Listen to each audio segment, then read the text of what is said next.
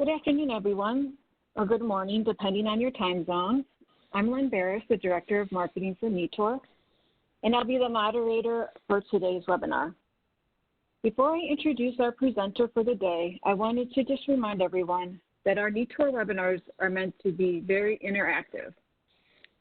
We want your questions and your comments throughout this hour. With that in mind, please feel free to enter all your questions into the chat tool located at the bottom of your screen. I'll be monitoring the chat and posing your questions and comments throughout the hour as they come in. Also, our webinar will be recorded, so if you'd like to share at a later date, it will be on our website.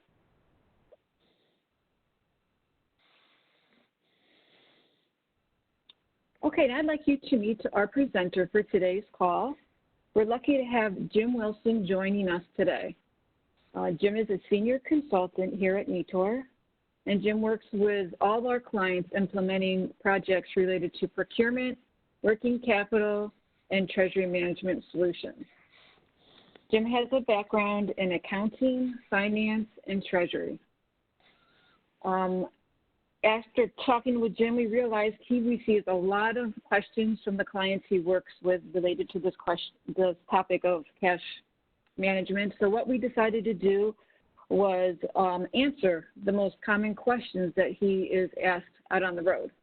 So we narrowed it down to 13 questions, and we'll ask those questions and get all the answers over the next hour. So let's not waste any time and jump right in. Thank you, Lynn, and I'm looking forward to today's discussion. Okay, great. Our first question, Jim, we're going to talk about Netor. When did Netor start, why it started, and the type of problems that our clients have and how you help them solve them? Well, Netor Partners started in 2003 with the goal to truly solve client challenges for the long term rather than just focusing on some short-term fixes. We pride ourselves on a client-centric and outcomes-based approach. Today, our practice is supported by an adept team of over 80 professionals located globally. We utilize a full-service business lifecycle model to deliver our advisory, consulting, and sustainment services. We pride ourselves on having tenured cross-industry experience, which truly helps us understand the challenges and opportunities of our clients. Okay. Our next question is, Netor has a strong tradition in procurement and supply chain. How did Netor find its way into treasury and working capital services, and how are they related? Well, that's a great question. So think about procurement and supply chain transformations, and it led us to finding efficiencies, capturing those efficiencies, sustaining those efficiencies, and measuring the efficiencies. These efficiencies translate into cash and excess capacity for FTEs and are the natural outcome of our 8-element framework approach. These efficiencies can be further refined and deployed into opportunities.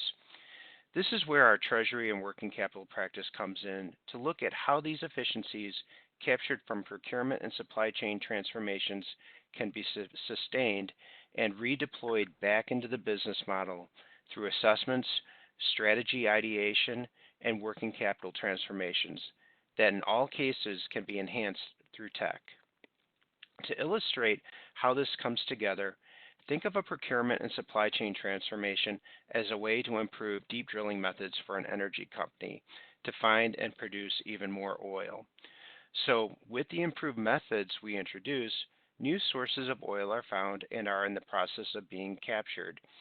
We continue to sustain this deep well drilling and measure the results from before the transformation to after and to ongoing. But an energy company knows it needs to invest and diversify in order to continue to prosper well into the future. Our working capital and treasury practice assists in enhancing and deploying the savings found in procurement transformations. We help answer how efficiencies from these transformations can be deployed to create renewable opportunities that deliver the energy company's future growth. We started having conversations with clients to connect peer and stakeholder groups, and those are procurement, accounts payable, finance, treasury, along with the CFO. We fostered several open dialogues to identify key areas where procurement, supply chain, AP, finance, and treasury can interact on the processes involving supplier identification and information, contract negotiation and key terms, payment types and methods, and reporting defined values based on corporate objectives. Okay. So what is the opportunity you see, and what are the challenges or roadblocks for a program like you just described? Well, each opportunity has three legs to the stool. To create sustainable value through payment executions and using the right levers to get there, to get more closely aligned with suppliers on what's important to them and you, and to demonstrate immense synergy among stakeholder groups that can have very different key performance indicators to measure against. We accomplish this with a segmentation analysis by grouping together different categories of spend and understanding how those industries accept payments in general. The opportunity is to impact the bottom line and have it become measurable, which has been a long-time procurement challenge. This is achieved by directing certain payment executions via various payment channels to maximize efficiencies and lock in savings. Tech can also be deployed to enhance and facilitate these executions. And speaking of challenges, well, there are a few. There is a need for alignment on objectives between Treasury, Finance, and Procurement, looking critically at the operating model and determining how and who to inform along the journey of onboarding, registering, and paying a supplier. Understanding the economic value of the model as a business conditions shift, we need to react quickly to either push more cash out and capture discounts or hold on to more cash by extending payments or using a P card. It really needs to be a strategic and dynamic in that sense. Our suppliers are getting propositioned across all of their customer bases on these types of programs. How can we include them and make it a supplier opt-in program? Overall, if you approach this challenge as a win-win opportunity for both you and your supply chain, then success can be negotiated, agreed upon, and captured by all parties. So can you briefly describe some of the results that you have seen with this program with your clients? Absolutely. On a client engagement we wrapped up last year, we uncovered a number of opportunities. In the first quarter of a terms extension and P card program for this client, we saw over $5 million of bottom line value added, of which $1.2 million alone of that from that opportunity was in rebates. This 2-year program at a large retailer has resulted in a 45% growth in card spend, which is paying suppliers through a reporting enablement P card program, and payment extensions of DPO roughly to 12 days. This card program captures the best of both worlds, holding on to cash longer through payment extensions by way of statement float, and capturing rebates that can be turned around and invested back into the business. Okay. So it feels like most clients or companies are already thinking about this or doing this in some part. How does Nitor help here? I guess it just makes sense. Of this. It's an easy program to implement when engaging a professional services firm like Nitor. In fact, most organizations are only doing some of these things but may not have the bandwidth to execute fully. What some companies are not doing is working together as a cross-functional team, benchmarking the business to understand what opportunities exist. They're not looking jointly at all the different methods to create value in payment executions. They should be developing a business case to deliver value and efficiencies back to the company. And they need to be thinking about scalability across their various business units and, of course, recent acquisitions. By working together with the goal of maximizing working capital, Nitor can help capture quick wins and long-term efficiencies on behalf of the client. Okay. So let's take a deeper dive into working capital. What are some of the ways a company can understand how efficient they are managing their cash and working capital? Well, the best way to get your arms around the cash conversion cycle is to understand each operation that cash flows through. Cash is received into the entity through product sales and the resulting cash collected from those receipts. But in order to have something to sell, you need to build your inventory through the procurement of raw materials and services that transform those purchases into finished goods that are delivered to market. The best way to get level set on managing cash and working capital is to begin benchmarking against peers, industry, and even yourself year over year.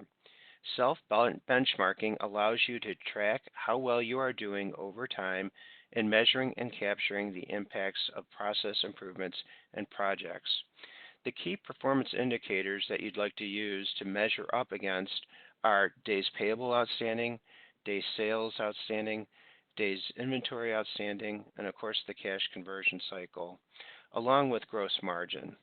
For example, if you are making payments sooner than your peers that have essentially the same supplier base, this will be reflected as a shorter DPO versus your peers. In essence, you are in effect helping your competition excel at your own expense. Think about what your competitors are doing with that extra cash they are holding on to for a longer period of time. How are they deploying it to grow their own business? Very interesting point. So where can one look for opportunities to better manage cash and working capital? Well, it all starts at procurement with opportunities to leverage pricing transparency and issue POs electronically through source-to-pay transformations.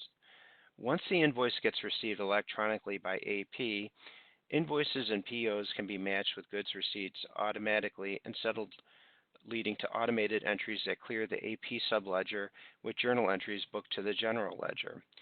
Treasury directs how the payments can be settled strategically and leverages the improved cash visibility to reconcile against forecasts, which gives the company the confidence to go after discounts and or pay down debt. An example of one effective strategy is to use card programs to extend payments and capture rebates. This channel allows both parties to configure the data to book transactions electronically. Other tools like dynamic discounting and supply chain finance round out the opportunities to maximize cash. Okay. Actually, we just had a question come in. We could talk about a little bit more with this. If somebody says they work in the transportation industry, and does this work in all industries? Yes, this does work in all industries. At the end of the day, you want to focus on how you're paying your vendors. Each of those vendors falls into different categories, and depending on the industry of those categories, they have a way of accepting payments. There's a trend in the way that they accept payments. So by segmenting them and understanding who you're paying, you can craft a strategy in order to target certain industries on certain payment terms. Okay, thank you. Okay. What are some of the ways to increase cash and working capital? Well, if you look at the slide, we've been talking about benchmarking, and here's a great illustration of benchmarking. There are some great references out there, and if you look at this slide, we're looking at the key performance indicators by industries that are aggregated by a lot of companies, but this one happens to come from the Risk Management Association's publication on annual statement studies.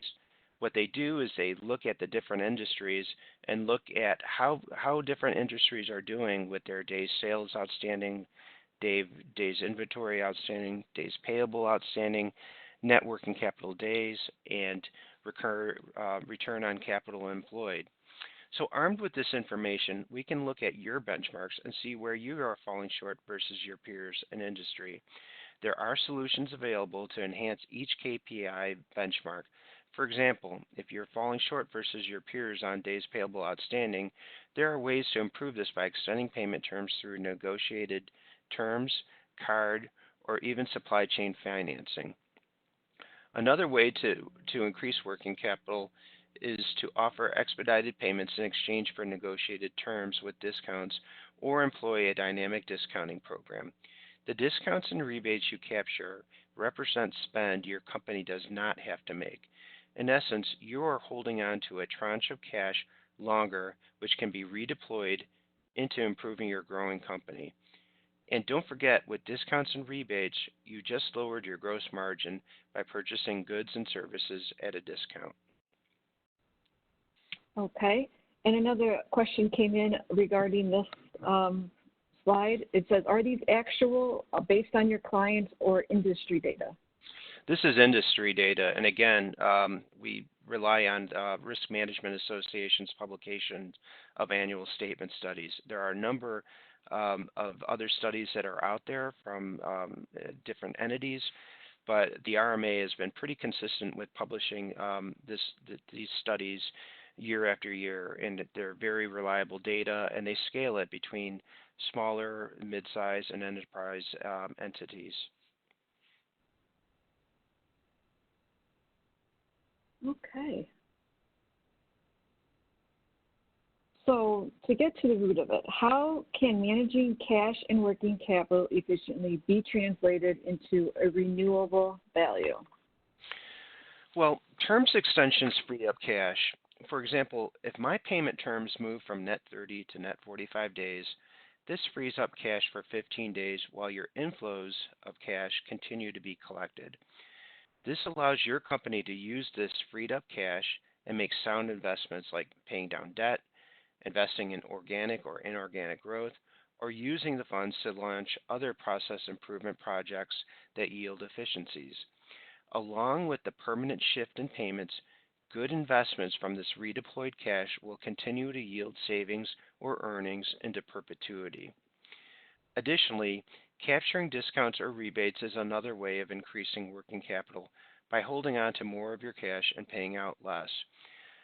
A discounted payment term set like 210 net 30 yields an astonishing 37% APR when executed and captured. Now consider this guaranteed yield against anything your company's investment policy allows you to even consider.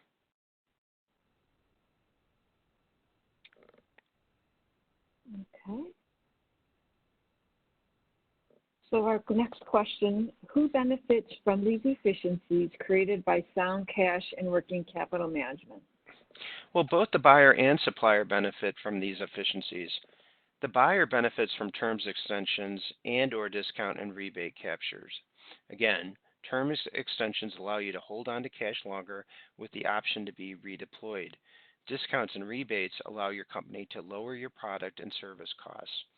The supplier benefits from the ability to get paid sooner, especially when tech is involved, as in dynamic discounting, supply chain finance, or a card program. The flexibility to capture an accelerated payment can be of vital importance at some points during a supplier's business cycle. For instance, the supplier may need more funds to build inventory during a part of the year to support a seasonal sales cycle.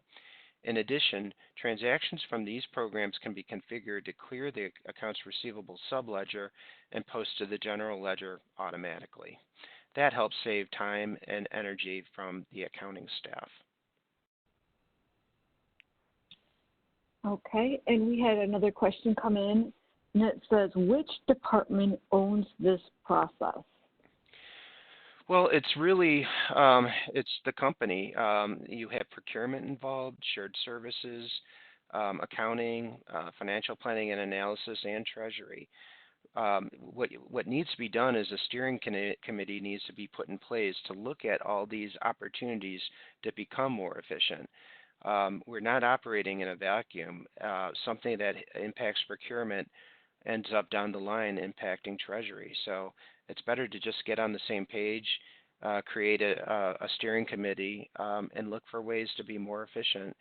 And once efficiencies are captured, determine the best course of action to deploy those efficiencies.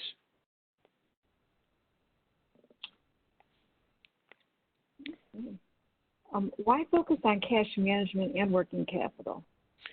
Well, because your competition is already doing this, and over time it becomes obvious on who is managing their business efficiently and who is not.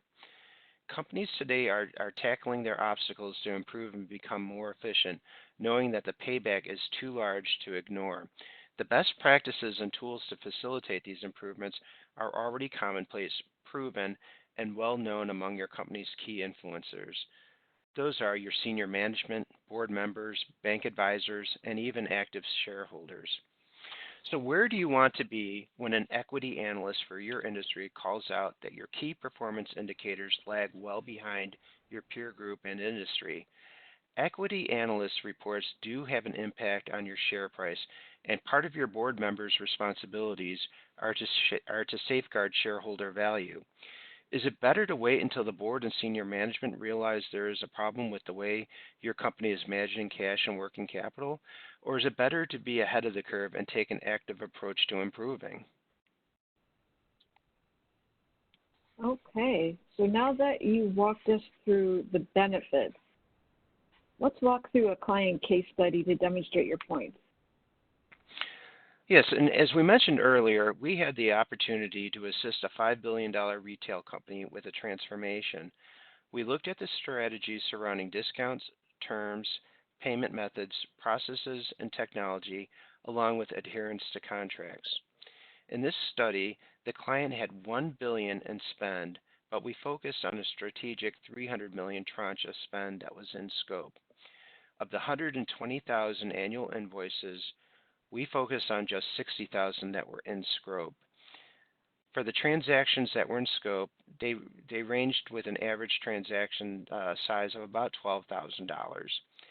And with over 700 unique suppliers, we focus on a core group of just 285 strategic vendors in scope. We completed a source-to-pay rollout in the fourth quarter of 2018. The challenges of our client were that there was nothing standardized, but instead varying unique payment terms across the board. They were missing out on discounts, and their deep days payable outstanding averages were lower than their peers. They experienced frequent and increasing payment disputes. They were earning suboptimal rebates through their card program, and inaccurate forecasting was leading to swings in cash versus planned position reporting. Cash misses versus plan lead to extra debt usage on revolving credit facilities. The outcomes were that we helped them to optimize payment terms in conjunction with a working capital strategy. Our strategy led to maximized payment discounts and a better understanding of the trade-off between extending terms versus moving to card. By automating the invoice to payment process, the client could better manage the payment run frequency. The result was a 45% growth in card spend and a DPO extension of about 12 days. So, to illustrate the impact of the strategy, more throughput on the card program has led to more rebate capture by the company. Payments have been extended by way of the card statement float, and configuring the payment interface allows you to assign governance controls and automate entries. As a result of our engagement process and the strategies we crafted, our client was able to capture cash and time-saving benefits. Our typical engagements can last between 9 and 14 weeks, depending on the complexity of the client and the scope of our engagement. Our initial transaction review looks at a trailing 12-month transaction file to prepare a high-level aggregation. We refine the data to shape scope by removing unaddressable spend. We take a deep dive to understand the levers to improve, such as terms, discounts, benchmarks, and from there we draw some conclusions. We develop a segmentation strategy on how to bucket the spend and address ways to unlock improvements. Our analysis quantifies the opportunities and the timing of the returns between immediate and long term. From there, we can agree on a strategy and put a plan into action. Okay, we had a question come in. They asked if you could define what is source-to-pay rollout in fourth quarter 2018. So, source-to-pay rollout is looking at your procurement practice. So, your company needs to source raw materials and services, in some instances, to turn those raw materials into finished goods and get those and services to take those finished goods, like a shipping company service, to send those to market. So what we do for source to pay is look at the whole cycle of everything from what a company needs to buy, how they plan, how they categorize that spend, and how to roll that out in order to capture those purchases, understand the transparency between different suppliers, and maximize that spend for the benefit of the company. Using the source to pay transformation, um, it frees up a lot of opportunity for time savings, especially when tech is involved, for time savings and the transparency on prices results in lower cost of goods for raw material inputs into your business. When we capture those savings, that's kind of like the setting the stage for the opportunity to take those savings and redeploy them back in the business. And that's where Treasury and our working capital practice comes into play. How can we be strategic on how we make those payment executions and roll them out, and what investments we make to help assist the company into perpetuity?